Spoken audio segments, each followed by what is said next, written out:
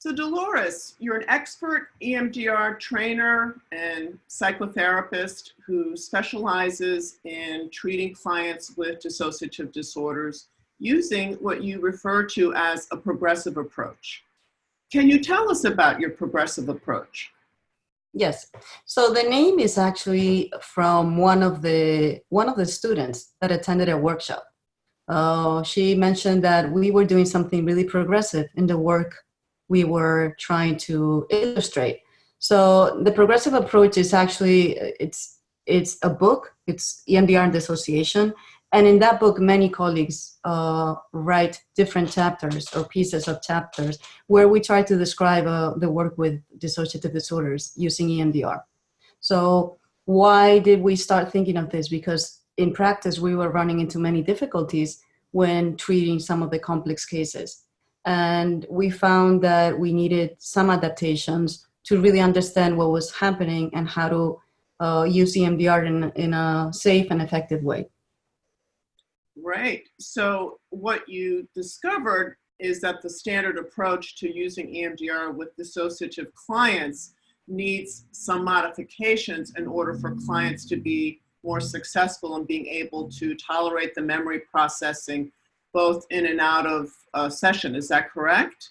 Yes, I would say definitely. One of the difficulties we found in the beginning, one of the difficulties I found is that I was trying to use the standard protocol as it is, which is, for me, it's a great tool and it's the basic tool. But I was running into clients that could not tolerate thinking about the memory, staying with the memory, or the sensations or thoughts or things that come up when we are doing EMDR processing, right? So all these associations that were taking place were too much for some clients. And the idea was to try to find a way to work with this approach in a safe way. That sounds great. So part of what you describe in your work is that it's not just about memory processing, but this is a comprehensive approach that covers all the 8 phases. Can you say a little bit more about that? Oh, yes, because I think one of the things I sometimes say is that EMDR is misunderstood as just a technique to use into trauma processing, which I think often when we get trained in EMDR, this is what we think. We think it's something we can use as just to work with memories. And the idea of the progressive approach is to work with dissociative disorders from phases 1 to 8. So it's not just about trauma processing.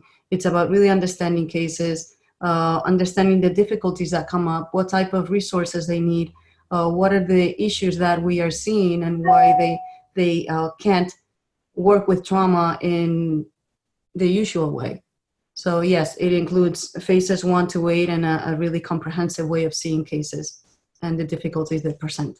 Wow, so it sounds like you're understanding the client's problem, not only from an AIP approach, but you're also thinking about dissociation through the lens of adaptive information processing as well. Is that correct?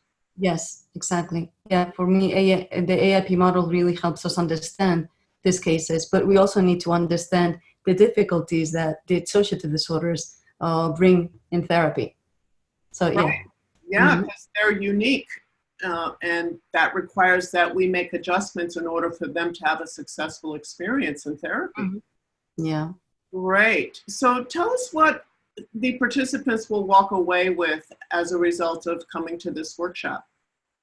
Okay, so I think that an understanding of the cases, an understanding of the stuck points, the difficulties that they run into, especially if they're working with cases that they don't know what's going on or what keeps getting stuck, and then tools for phase 1, for phase 2, and for processing. Definitely tools to work with trauma in a safe way, in a more contained way, and tools to begin working in an effective way.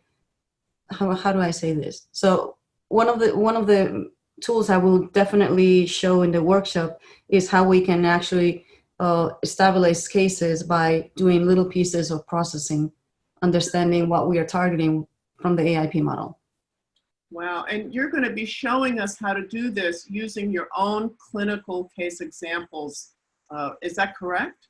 Yes. Yeah, I'll be showing many examples, and we can see what's taking place, what's getting stuck, and how to resolve it. Wow, that is wonderful. I am so excited to have the opportunity to have you come here to Washington, D.C., and to join us for 2 days to teach us your progressive approach. Thank you. I'm very happy for this invitation. Thank you. Thank you.